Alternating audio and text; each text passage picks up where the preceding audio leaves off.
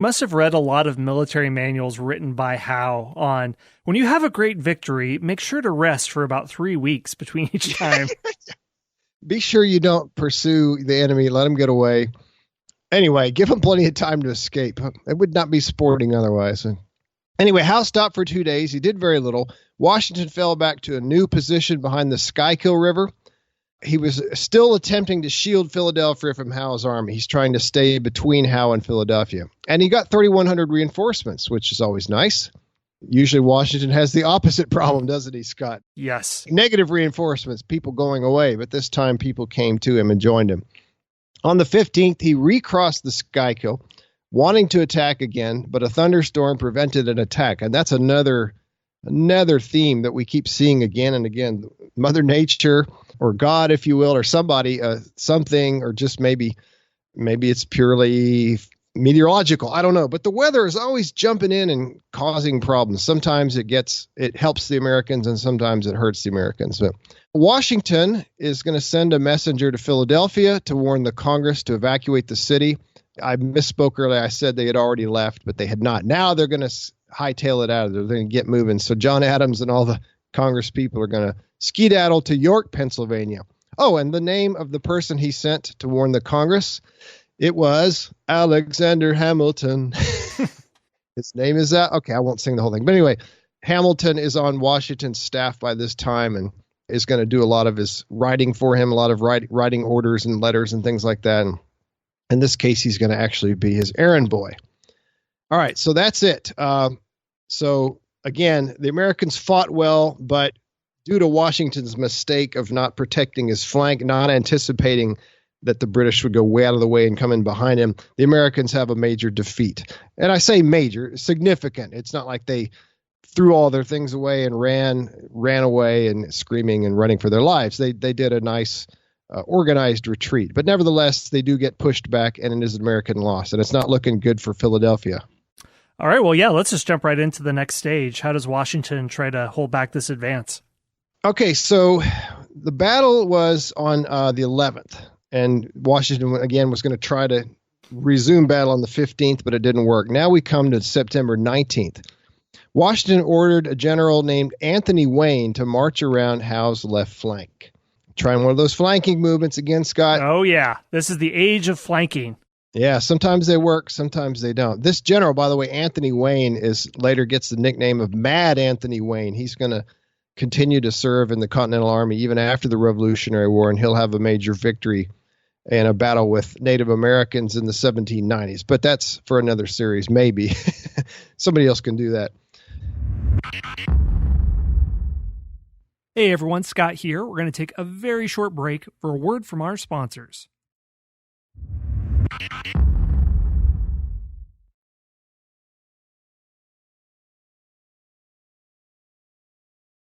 The next day, Howe sent a number of troops to meet Anthony Wayne's force. They overwhelmed Wayne's troops. They used only bayonets. The British like to do that from time to time. You know, it's variety, right? Right. Why bother? Why waste the ammo? Yeah, save ammo, psychological warfare, does a lot of things. Yeah, bayonets are really scary when you got somebody charging at you, and those things can be sharp. And 53 of Wayne's men were stabbed or hacked to death. The British just went nuts here. So occasionally the British don't act like the gentlemen that they claim to be.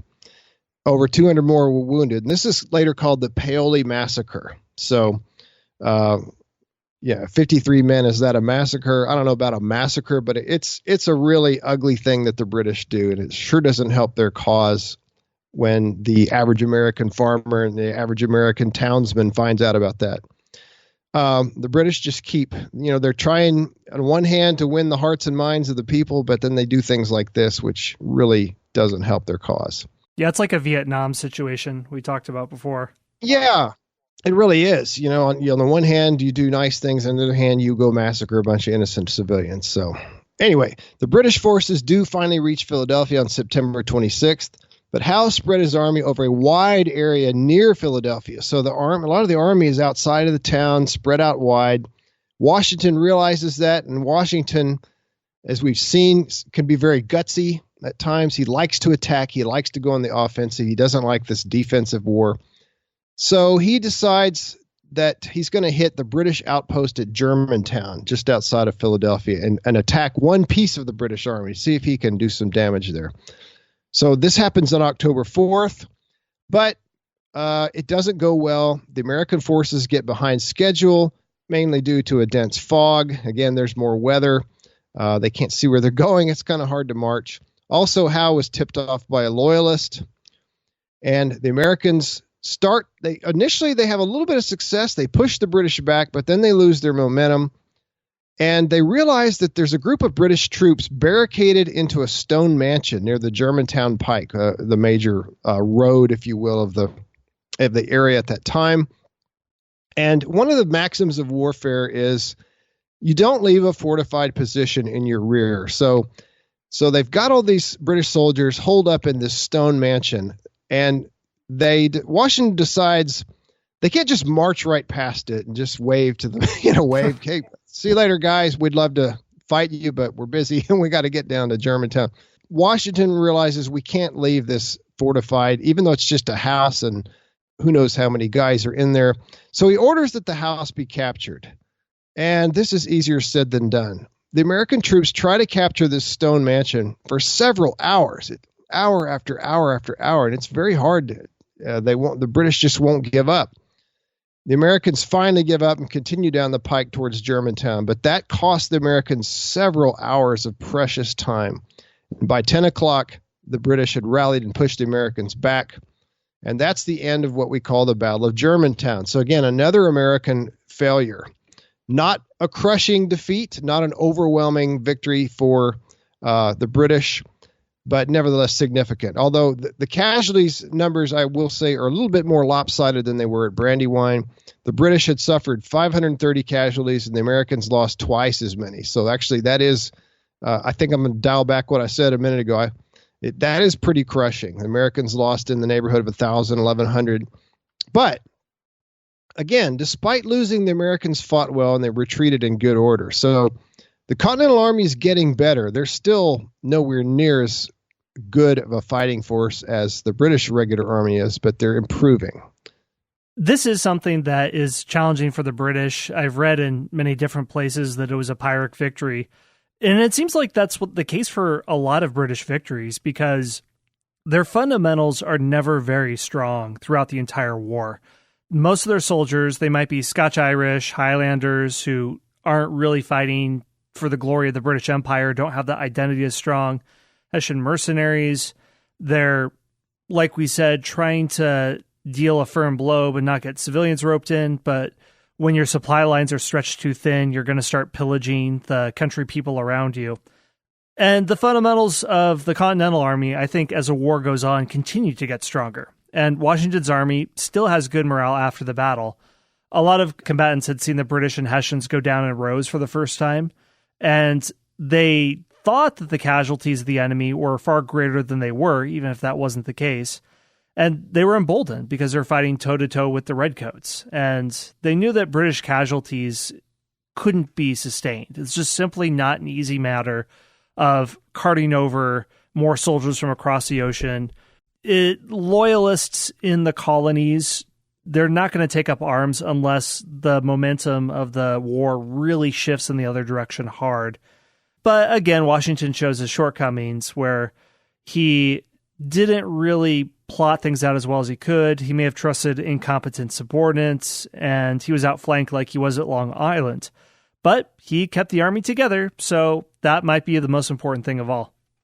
Exactly. That the morale, the Americans come out feeling pretty good against themselves. You know, it's kind of like if, let's say, what's a bad NFL team, Scott? I don't keep up with NFL much anymore. The Cincinnati Bengals. Or how about the Cleveland Browns, too? For all of our Ohio listeners, we apologize. Okay. But we'll say Cincinnati plays the New England Patriots and they only lose by one touchdown. Okay. They would feel really good about themselves, wouldn't they? Like, wow, we lost. Yeah, we lost, but we only lost by a little bit. So that's kind of the Americans are feeling. Then their morale gets raised even more because after the battle, Washington receives words about the American victory at Saratoga. And also, that's good news, and that lifts the spirits of both Washington and his army. But then he gets some bad news. He starts to hear rumors that people are wanting him replaced. And I think we touched on this before, Scott. There was a lot of opposition to Washington. We today, Washington is this national hero. His portrait is in every building, every school. There's statues everywhere to Washington.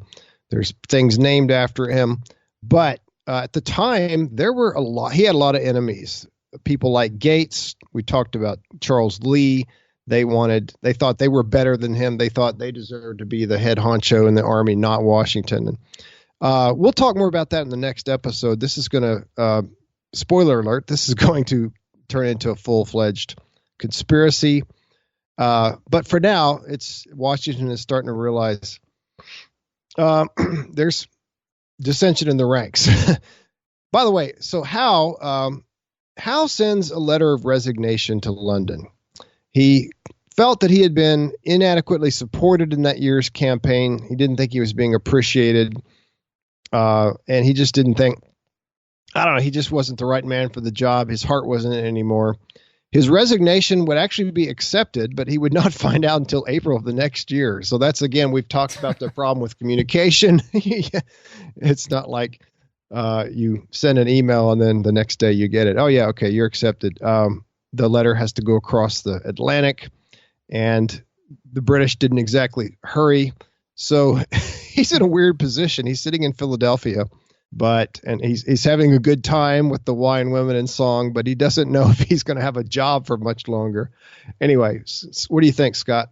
Well, I'd like to give another example of my historical theory of the Revolutionary War, which I called the Gypsy Curse theory. And I think this theory is quickly going to find its way into peer-reviewed journals and be taught in universities. Oh, I can't wait. Can I work it into my class? Oh, yeah. We mentioned earlier that Washington keeps getting dumb luck over and over and over and over and over again.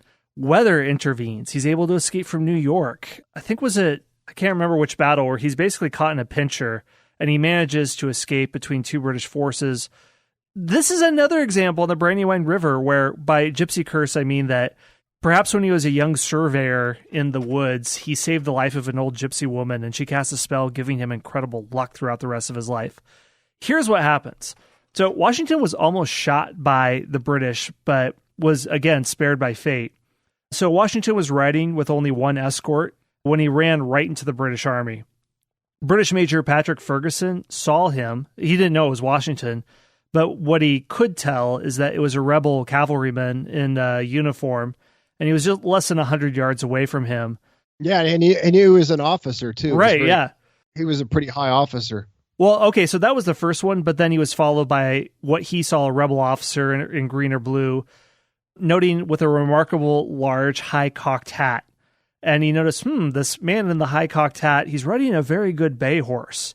And Ferguson originally gave the order for 3 of his riflemen to creep forward and pick off the 2 officers.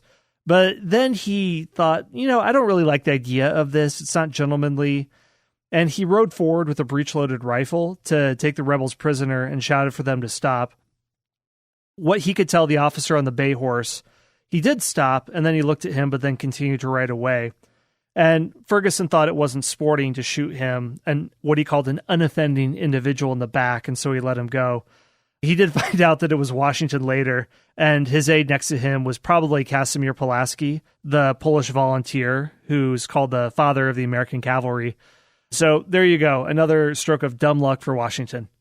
Patrick Ferguson's going to pop up again in our story later. He's going to be the very important figure in one of our key battles, so stay tuned. I bet he wishes he'd shot him. Yes. Pretty big missed opportunity, my friend. I'm really glad he didn't. That would have, turned things around a little bit differently. I guess they probably would have put Gates in command of the whole thing, and that would have been a disaster. Yeah, someone out there, if you're into the genre of alternate history, this could be a good hook right there.